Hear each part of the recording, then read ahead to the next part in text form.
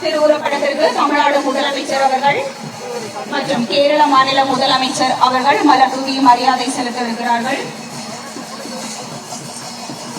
பெரியாரின் திருவுருவ சிலைக்கு கீழே வைக்கப்பட்டிருக்கு. அக்கூடிய அவரது திருவுருவப்படத்திற்கு மாண்புமிகு தமிழ்நாடு முதலமைச்சர் மற்றும் மாண்புமிகு கேரள மாநில முதலமைச்சர் மலர் தூவி மரியாதை செலுத்தும் காட்சிகளை கண்டு கொண்டிருக்கிறோம். தந்தை பெரியாரின் சிலைக்கு மரியாதை செலுத்திய மாண்புமிகு தமிழ்நாடு முதலமைச்சர் மற்றும் கேரள மாநில முதலமைச்சர் அடுத்ததாக பெரியாரின் அருங்காட்சியகத்தை திறந்து வைக்க இருக்கிறார்கள்.